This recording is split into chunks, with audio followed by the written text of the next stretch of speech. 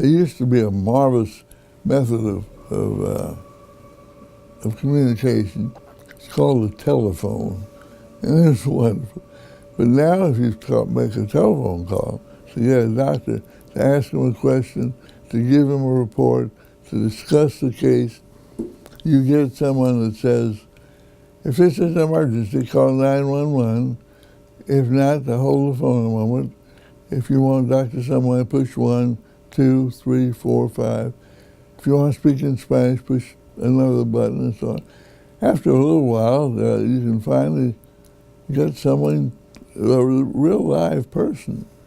And that happened to me very, very recently. And I finally got a real live person, secretary. So I need to talk to Dr. Someone about this patient.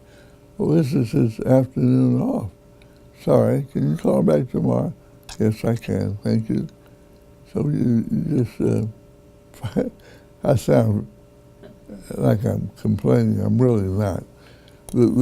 Actually, the technique of radiology and communication is beyond comprehension. I don't know how I can sit here in the office and maybe talk with a little box and communicate with someone in Paris or like last month, South America, and see their face and we're talking to each other. And there are no wires that I can see. That I don't understand that. But the technique in communication has certainly changed.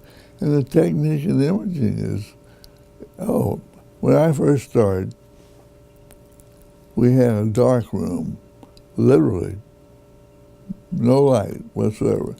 And the dark room technician would take the X-ray film out of a box where it was transported, put it on a hanger, drop it in the liquid, the developer, for certain minutes, put it in the hypo, the fixer, for another several minutes, then put it in the wash, the water, for several more minutes, and then hang it in a dryer, where hot air would blow it dry in about, 30 minutes. So then after 30 minutes, plus the other time, you had a product you could report. And then after that, here comes this marvelous invention, the rapid film transit developer, where put the X-ray film in its cassette holder in a place outside the dark room, and it would automatically process the film. You wouldn't have to go through all those stages.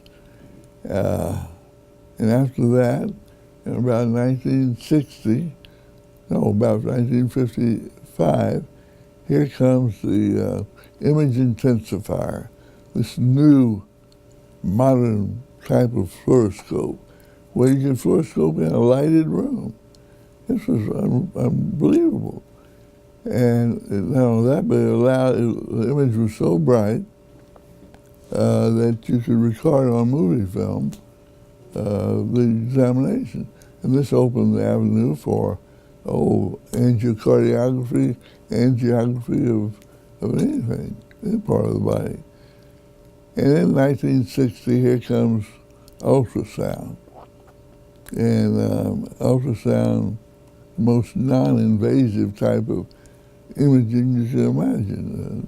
Just no pain, no long length of time. It was remarkable.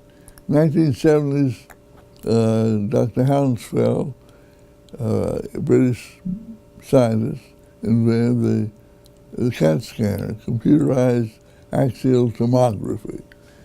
And everybody, that's a household word, don't get a CAT scan. Yeah? And then in the, 70s, here comes magnetic resonant imaging, MRI. And that in itself was no radiation, just all these images portrayed by magnetic fields.